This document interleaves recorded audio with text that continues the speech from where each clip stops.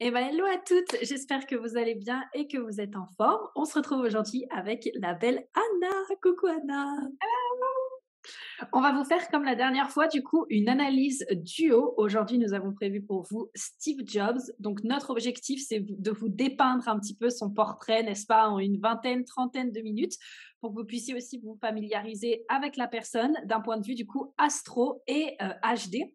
On prend beaucoup de plaisir à faire ça avec Anna, donc bien sûr, n'hésitez pas à nous dire si c'est un concept qui vous plaît, n'est-ce pas? Ouais, totalement. Et puis donc, on tenait vraiment à vous dire que, comme d'habitude, là, on va aborder des notions sous certains angles pour finalement expliquer peut-être le comportement, la façon de penser, la façon d'être de la personne. Mais rappelez-vous toujours que on n'est pas dans une analyse personnalisée hyper en profondeur de chaque chose. Et donc, pensez aussi qu'il y a peut-être des comportements avec les mêmes placements dans lesquels ça va vous parler, vous allez vous reconnaître. Mais rappelez-vous surtout que vous êtes toutes uniques et que il y a toujours plein de choses à prendre en compte, que ce soit d'un point de vue astro ou d'un point de vue HD. Donc, n'hésitez pas au besoin à réserver une analyse personnalisée pour aller plus en profondeur ou en tout cas après de rejoindre, comme d'habitude, nos formations spécialisées sur l'astro et le HD. Ouais, totalement. Merci pour cette belle intro, Prudence. On va justement aussi, je l'ai comme juste noté que Steve Jobs, en fait, on a-tu nommé que c'était Steve Jobs? Parce que Oui, oui. on l'a nommé. Oui, en fait, il y a des placements aussi que c'est générationnel. Donc, ça se peut très bien que vous ne vous retrouvez pas si vous avez comme 30 ans, on va se le dire.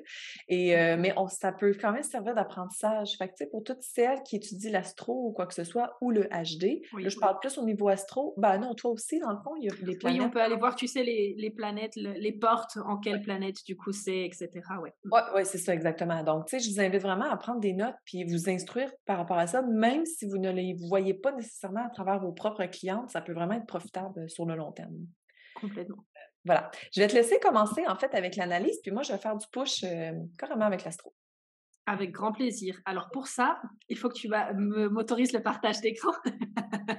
Ça, j'allais dire. Donc pour ceux Il qui nous manquait suivent, une bien option. sûr, Je peux y aller. rappelez-vous aussi que pour ceux qui nous suivent et qui aiment avoir le visuel, bien sûr, vous retrouvez le visuel sur la chaîne YouTube d'Anna, ok, qu'on mettra du coup comme d'hab en bio pour que vous puissiez retrouver tout ça, ok. Yes. Bon, par quoi commencer? En vrai, il y aurait tellement à dire. Moi, la première chose en fait qui m'a sauté à l'esprit, tu sais, de Steve Jobs quand j'ai vu sa charte, bon, au-delà du fait, tu sais, genre des basiques, il est générateur émotionnel, c'est vraiment genre, je sais pas pourquoi le canal 1762 qui est vraiment sorti. Tu sais, le canal 1762, c'est le canal des opinions. Et donc, le canal des opinions qui vont être transmis avec le détail de la porte 62, tu vois. Et Oui. donc, dans son ajna, du coup, qui est défini, sa gorge qui est définie, tu vois, genre, je le vois vraiment comme quelqu'un qui avait de fortes opinions, sa manière de penser, sa manière de voir les choses, tu vois, genre, d'expliquer derrière, en y amenant vraiment, tu vois, genre, des détails et ses opinions, tu vois, genre, je me dis, c'est vraiment quelque chose qui pouvait le driver parce qu'il l'a, du coup, dans sa lune consciente. Et donc, ça fait très longtemps, comme je te disais tout à l'heure, tu sais, genre que j'ai vu le film, mais il me semble que c'est quelqu'un quand même qui avait vraiment genre une très forte manière de penser, de voir les choses, qui était vraiment drivé par quelque part sa vision et les opinions qu'il pouvait avoir sur comment il voulait que le monde soit un petit peu. Tu sais, la vision qu'il avait pour ça, en fait.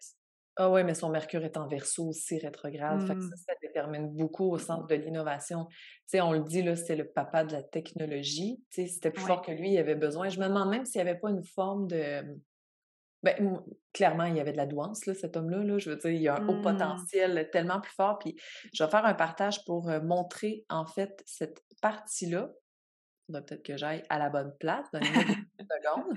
Comme d'habitude, on va jongler aussi, hein. Vous allez voir la charte astro, Oh, la charte HD. toujours, toujours. Donc, quand on regarde ça ici, j'ai expliqué en fait qu'il y a un Mercure rétrograde. Déjà là, quand on est avec faire une petite capsule éducative pour celles qui sont en astro, vous les voyez aussi les rétrogrades en Human Design? Non, mais du coup, ben, tu sais, pour les personnes qui sont formées en astro, tu vois, genre moi, par exemple, c'est quelque chose, j'adore aller, tu sais, genre regarder l'astrologie de la personne et en fait, je me dis: «Ah tiens, là, OK, c'est rétrograde» ou tiens, donc moi, personnellement, je m'en sers, tu vois? OK, super. Donc juste rapidement, au niveau de la rétrograde, c'est que les perceptions, naturellement, sont différentes. La façon de voir les Mmh. choses aussi l'est. Il y a beaucoup de réintrospection, de réflexion quand on porte une rétrograde mercurienne, OK? Et quand on l'a en Verseau, C'est qu'on a, comme je vous expliquais, le sens de l'innovation vraiment poussé. Mais là, vu que c'est rétro, c'est d'autant plus intense. Et quand on regarde par rapport à la maison 5, qui est reliée au soleil, l'énergie du lion, c'est qu'il avait besoin de se faire entendre. Donc, au niveau de la rétrograde, Mmh. de quelle façon est-ce qu'il l'a fait? Bon, il l'a fait à sa juste valeur à lui. Tu sais, il prenait sa place, on va se le dire, là. Il Oui. avait vraiment cette capacité de le faire. Puis il avait cette capacité, en fait, de mettre ses points de l'avant. Et je veux juste faire une petite push ici. Il y a Mmh. aussi en verso. Ça, il y en a de la génération un peu en ce moment dans la début vingtaine, là, vingtaine, qui iront en verso, qu'en fait, c'est le sens Mmh. weirdo, je vais le dire comme ça, là. Ils ont la blessure du weirdness. Et c'est pas. Moi, je la vois très positive parce qu'aujourd'hui, tant qu'à moi, plus on est weird, mieux c'est. On Plus est on différent. adore, tu sais. Ben oui, il avait besoin de se démarquer, mais dans cette génération-là, ou dans son âge à lui, c'était comme mal vu. C'est comme pas comme aujourd'hui. Mettons que quelqu'un aujourd'hui, il arrive avec une idée de ben, weirdo. On va juste faire ah, intéressant. Allons explorer. Avant, c'était comme Mmh. mal vu, mais il y avait la capacité, avec ses réflexions, de l'amener différemment, puis que les gens fassent comme ah, cool, puis il brillait dans ce domaine-là, juste par sa voix, en fait. Tu sais que j'adore, ce que tu partages parce que j'avais pas ouvert, tu sais, la charte avec Chiron, donc là, je l'ai fait et son Chiron, du coup, donc en Verseau est en porte 41. C'est hyper intéressant parce que la porte 41, c'est la porte de l'imagination. Tu sais, OK. c'est cette porte qui dit en gros, ben voilà, j'ai la pression à réaliser mes rêves et en même temps, j'ai l'imagination, j'ai la fantaisie aussi derrière.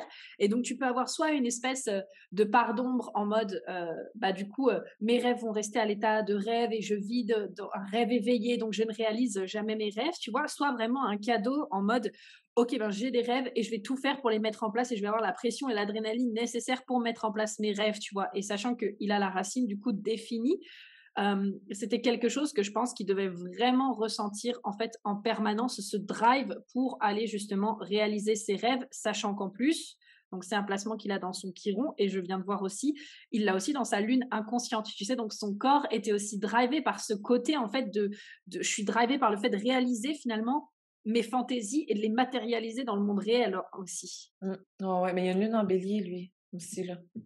C'est pas toi Mm. qui as une lune en bélier? Non, lune, Alors ouais, moi j'ai une lune en bélier aussi, ouais. à date, on fait juste des lunes en bélier, hein, tu sais, il y a tellement Ah. de en fait, de la vitalité, puis dans le super leader, là, tu sais, lune Ouais, en bélier, on va direct exactement là où on veut aller ou ce qu'on veut faire ou il ouais, y en a pas de barrière. Puis toutes les lunes en bélier que je connais ouais. sont toutes de même. Celles peut-être qu'il y en a d'entre vous qui écoutent puis qui l'ont pas nécessairement, ça veut pas dire que vous avez pas de drive ou de leadership, ça veut peut-être juste dire que cette partie-là de vous est un peu endormie, tu sais? Ouais, Puis carrément. Et je vais puis, en mettre tu sais, genre, pour avoir une lune en bélier, moi, je me rends compte qu'on est vachement drivé par ce qui nous passionne, tu sais, genre par la passion, enfin, moi, en tout cas, je vois beaucoup que, tu sais, j'ai besoin d'être passionnée par quelque chose et ça va me donner l'envie, tu vois, genre de me dire, allez, go, j'y vais. ah ouais, totalement. Et lui, en plus, il a son Mars à 29 degrés dans la maison 8 en bélier. Mmh. Déjà là, le Mmh. 29 degrés, c'est karmique. Je sais pas si j'en ai parlé dans l'autre vidéo, mais à chaque fois que je vois un 29, je fais «Oh! Alarme!» ici. C'est karmique, puis c'est quelque chose, en fait, qui devait travailler. Déjà, Mars est dans son Mmh. énergie, hein, l'énergie du bélier, donc il y a une propulsion beaucoup plus grande par rapport à sa capacité de se mettre à l'action. C'est vraiment plus fort que lui. Il y avait son idée, ses idéaux aussi. C'est un soleil en Ouais. poisson, hein, on va se le dire. Il y a énormément de rêves et de créativité à travers son service qui passe par la maison 6, hein, soleil Mmh. maison 6. Je le dis pour celles qui écoutent dans le podcast puis qui n'ont pas le visuel, en fait. Je surexplique. Voilà. Et quand on a ces deux-là, en fait, ensemble, ne sont pas, bon, sont en sextile éloignés, mais ça fait que tout ce qu'il avait envie de faire, c'est plus fort que lui, il va le faire. Mais dans la maison 8, c'est la tangente, en fait. Ah Mmh. ouais, tu me mets des bâtons des roues ou tu me bloques ou quoi que ce soit, je vais le faire. Ouais. Tantôt, avant qu'on commence à enregistrer, tu parlais en fait de son ex-conjointe, quelque chose comme ça, qui était Oui. enceinte et lui, il a rien voulu savoir, là, selon le film, en fait. Ça peut être un reflet de ce qui est ici. En fait, toutes ses actions, il était hyper concentré, hyper centré sur ce qu'il faisait. Et le fait de se faire déstabiliser, c'est frustrant.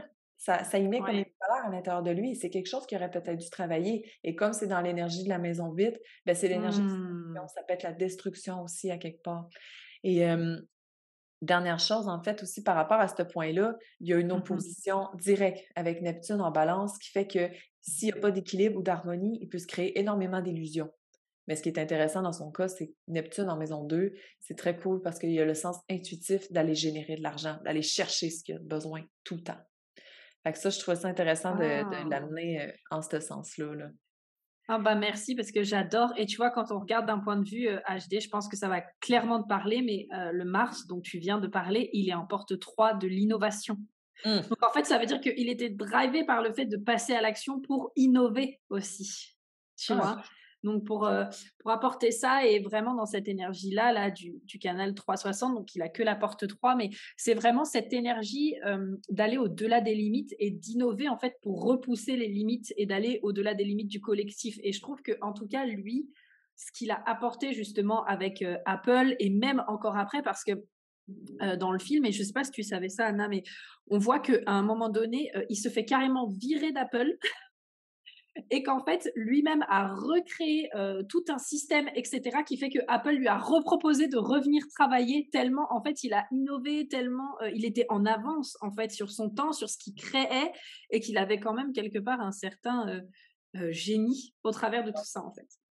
ah oui, ça pour le génie, sans aucun doute. Puis Ouais. c'est cool comment tu l'amènes parce qu'en fait, il y a aussi le côté qui est ascendant Vierge, hein, 22°. Oui. Je fais juste du un petit, Avec 22° 22 Jeffrey Dahmer. degrés, n'est-ce pas? Ah! Les 22°. Non, non.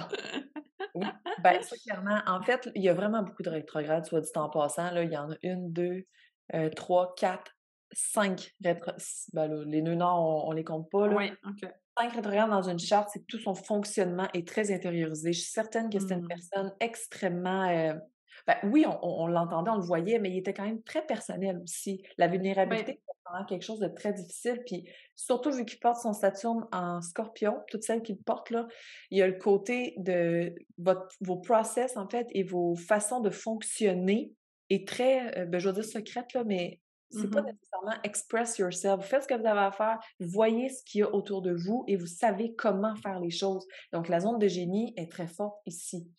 Puis quand je parlais de Mmh. l'ascendant vierge, c'est honnêtement, l tous les ascendants vierges que je connais, ils savent tout le temps quoi faire. Always. Surtout à 22°, il y a une sagesse qui est plus incarnée.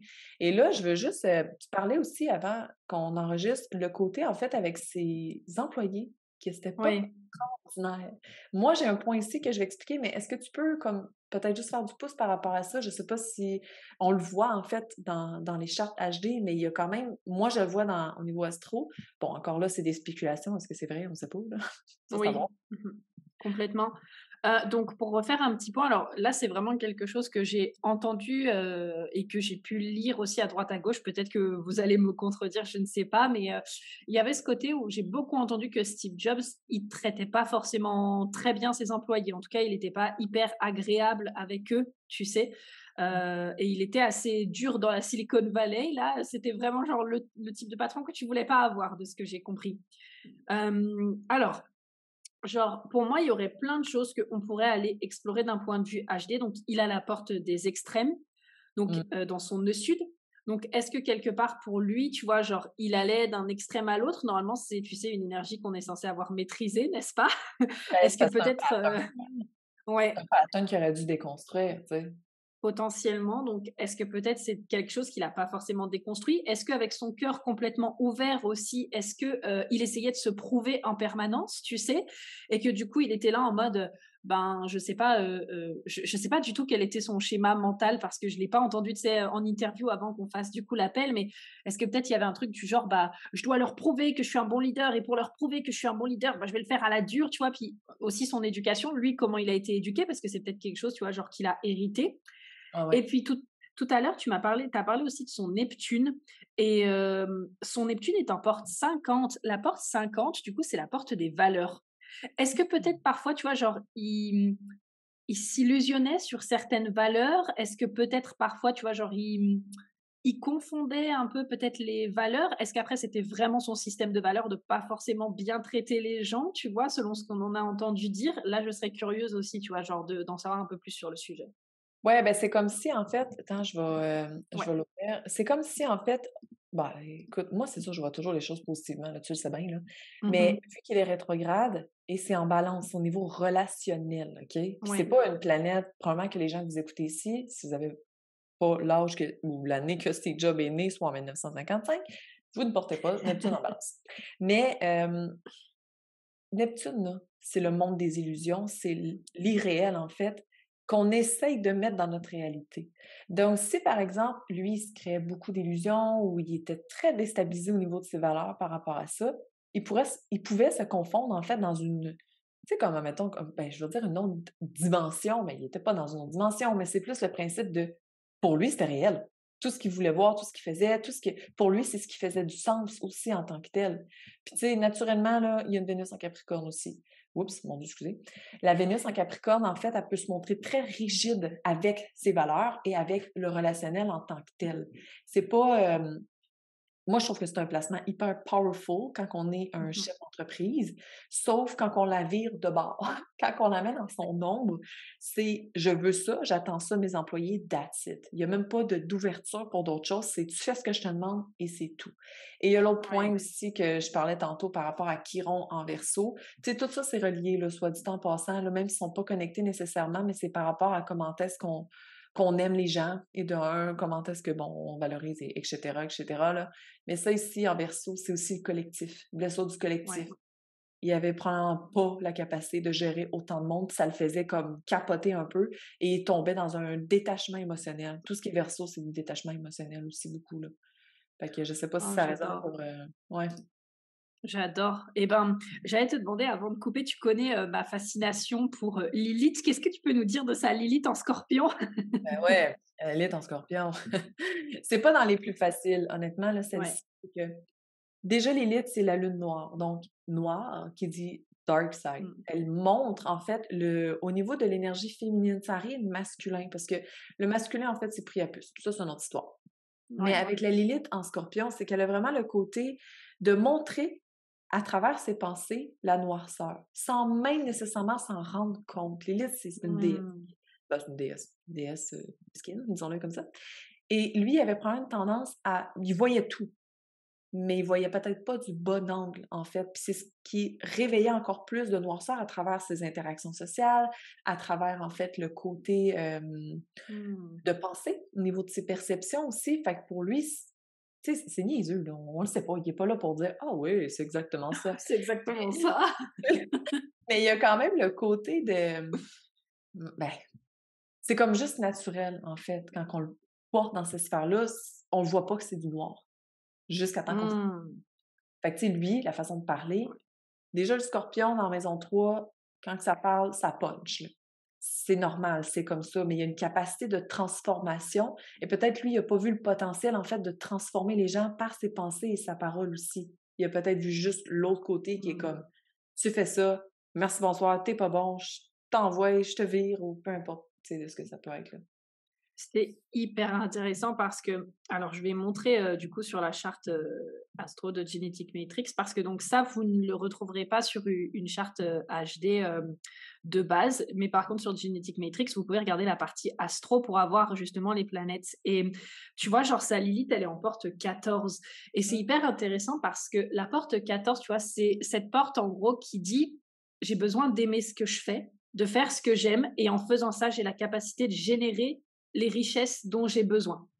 Ouais, Et c'est du ça. coup, est-ce que peut-être, tu vois, par rapport à ce que tu disais aussi sur un peu euh, le subconscient, les illusions de cette fameuse Lilith en scorpion, est-ce que peut-être, je sais pas, il avait aussi ce côté, ben, si je veux réussir avec mon entreprise, continuer de faire ce que j'aime et générer des richesses, alors je dois traiter mes employés comme ça parce que sinon, de toute façon, ils avanceront pas, tu vois, ou peut-être quelque chose comme ça, tu vois, je sais pas. Ouais, ouais, l'énergie du scorpion, c'est très contrôlant aussi. Déjà là, il y avait Mhm. Saturne à côté, là. Il y a Ouais. dans tous ces process, dans tout ce qui est bâti pour contribuer dans la vie en général, il y a le côté vraiment contrôle. Tu sais, c'est très Mhm. intense, puis malheureusement, tu sais, c'est beau l'énergie du scorpion, c'est Ouais, transformateur, moi j'adore. mais quand c'est dans le noir, c'est pas dans les plus top, là. C'est vraiment dans la Ouais. difficulté, puis c'est une énergie très difficile à transcender. Tu sais, puis Mhm. je donne un exemple, là, toutes Ouais. celles, bah, pas toutes, là, je veux dire, toi, tu as ton Pluton en Sagittaire, mais la génération Oui. Pluton-Scorpion, on a une tendance à tomber dans notre noirceur plus facilement. Puis c'est normal, c'est Pluton d'un dans son signe, puis tout ça, là, mais on a ces pensées-là qui viennent plus facilement à tomber dans le noir parce que c'est juste notre équilibre et c'est une façon, nous, qu'on renaît. Mais on peut mettre cette puissance-là tellement en transformation. Fait que toutes les énergies qui se retrouvent, en fait, dans le Scorpion, ça peut être Ouais. intense selon comment la personne va le gérer, en fait, là. Et du coup, je me demande par rapport à ces énergies petites capsules, comme tu dis, j'adore. Moi, tu sais, c'est une énergie vraiment qui me fascine, l'énergie du Scorpion, de Pluton, tu sais, bah, toutes les énergies de transformation, Chiron, Lilith, etc. Et ce que j'observe, c'est que plus j'essaye, tu sais, genre de résister, tu sais, parfois à cette mort, renaissance, à ce côté plongé dans ma noirceur, plus c'est là où, en fait, tu vois, genre, c'est là où ça s'entasse, en fait. Et c'est là où ça devient de plus en plus noir. Et plus, tu vois, genre, je m'autorise à descendre dans mes émotions, m'autorise à regarder ce que je veux pas voir et qui est pas beau, plus, tu vois, c'est là où ça lâche, en fait, et où bah, ça fait du bien après et ça permet de passer des caps. Lâcher le contrôle, ouais, ça, c'est Ouais. c'est quand même primordial. Puis tu sais, en Oui. même temps, ben, tu sais, il y a des placements avec le Scorpion, donc Saturne, ça Lilith. Puis en plus, comme Oui. on Mars, comme j'expliquais au début, 29 dans Maison 8, ça amplifie en fait Ouais, l'énergie ça amplifie aussi. scorpione. C'est full karmique. Tu sais, le plus bel apprentissage qu'il aurait pu avoir, si ça a été le cas qui, bon, prenait pas soin des gens en général, ça aurait été ça, tu sais. De prendre plus soin d'eux, puis il y aurait eu probablement plus de Mmh. succès, plus d'idées, plus de compréhension, en fait, parce que je sais que j'avais déjà entendu parler qu'il était vraiment très centré dans son petit monde à lui, puis dès qu'une Ouais. personne amenait une nouvelle idée ou quoi que ce soit, c'était rejeté tout le temps, comme si ça avait pas sa place ou comme si c'était Ouais. spécial quand même. Puis même, c'est pas lui qui était bien copain avec celui de Microsoft, pas Bill Gates. Avec Bill Gates? Oui, si, ben, ils ont toujours été, rivaux tous les 2, enfin rivaux et «collaborateurs» entre guillemets, tu vois? Ils se sont tirés l'un l'autre. Mais c'était des meilleurs amis avant. Ouais. Au début, tout a commencé en meilleurs amis, puis à un moment donné, il y en a un qui, ben, je pense que c'est Bill Gates justement ou Mmh. quelque chose comme ça, puis non, non, c'est le contraire. Microsoft est arrivé avant Apple, me semble. En tout cas, Ouais. ouais, c'est ça. Ouais. Et Steve Jobs est parti de son côté, puis là, c'est là que la rivalité, est apparue Mmh. entre les fameux PC puis Apple, là. C'est la Ouais. guerre, je suis pro Apple, Ouais. mais bon. Bah, j'adore parce que tu vois là vraiment ce que tu dis, je pense que c'était pas un hasard d'aller voir ça au début, mais pour moi ça rejoint vachement le canal 1762. Encore une fois, tu vois, genre j'ai mes propres opinions, je conceptualise les trucs de manière très fixe. En plus, encore une fois, ben, tu sais, c'était dans sa lune consciente, donc c'était vraiment ce qui le drivait. Et donc peut-être que ce côté, tu sais, encore une fois aussi, si on fait le lien, attends, je vais faire Ouais. le petit partage, mais moi, en tout cas, là, ce que je peux voir, c'est que si on fait le lien avec son G-Center non défini, derrière, tu as la peur potentielle de ne pas être aimé et son cœur complètement ouvert, donc la peur de ne pas avoir de valeur, en tout cas quand c'est dans la basse expression. Tu vois, peut-être qu'il y avait une partie de lui qui était là en mode l'une des seules choses sur lesquelles je peux me reposer, c'est mes opinions, ma manière de penser, ma manière de détailler les choses. Alors, quand on vient m'apporter de nouveaux trucs, eh ben, peut-être que du coup, ça vient me mettre en lumière le fait que j'ai le sentiment de ne pas avoir de valeur ou j'ai le sentiment de ne pas être aimé. Alors, du coup, je préfère tout rejeter et moi, personnellement, m'appuyer sur mes pensées, mes idées, etc. En fait. Ouais, puis il y a rien de défini en plus, là, son cœur, il y a aucun canal, il y a aucune porte d'activer, Non, il y a rien, là. c'est pour ça, ouais, il est complètement ouvert. Donc, c'est juste que tu sais, genre, ça amène une espèce de nuance. Genre, quand tu as une porte qui sort, tu sais, ça te donne comme une direction pour laquelle, du coup, dans laquelle ce centre va partir. Quand c'est complètement ouvert, ben, l'avantage, c'est que on peut se dire, t'as pas forcément de direction, mais en même temps, tu as toutes les directions possibles. Tu as une multitude de directions. Moi, je préfère l'amener comme ça aussi, n'est-ce pas? Ouais. De Ouais. côté, voilà, quels sont les avantages. Mais c'est vrai que du coup, tu vois, genre, il pouvait vraiment y avoir très fortement ce côté, je vais prouver ma valeur et ouais, s'il y a une autre idée qui vient, est-ce que peut-être il avait ce sentiment que du coup, ben, lui allait pas avoir de valeur ou tu vois, quelque chose comme ça, quoi. Ah ouais, c'est vraiment intéressant. Ben, c'est ça, Mmh. c'est en plein ça, puis tu sais, bon, là, c'est sûr que c'est une analyse comme on va se dire brève parce qu'on aurait pu Ouais, aller dans tellement de sphères, mais bon, c'est notre but, là, d'amener vraiment le côté, curieux, en fait, de ce que oui. les gens peuvent porter, puis qu'est-ce qui crée, leur potentiel, en fait, parce que, tu sais, on est allé sur un sujet, mais je veux dire, il est pas assis avec nous en train de dire: «Ouais, mais moi, dans ma famille, Ouais, on n'a même pas exploré ces sphères-là», mais ça a un impact sur tout, tu sais, on va se le dire, donc ouais, c'est vraiment intéressant. Il y a une belle super. charte, somme toute. Oui, Avais-tu complètement. un mot de Donc la fin ou ça va comme ça? Non, moi, merci beaucoup, comme d'habitude, pour votre écoute. Si vous avez encore une fois des idées de personnes qui, franchement, ça vous ferait kiffer qu'on le fasse avec Anna, n'hésitez pas à nous déposer en commentaire, du coup, sous le post sur Insta qui sera fait en rapport, du coup, avec ces podcasts-là et du coup, ben, ou sous ta vidéo YouTube, du coup, Anna. Ouais. Et puis, bah, écoutez, on vous retrouve en tout cas très prochainement et on vous remercie. Merci! Bye bye!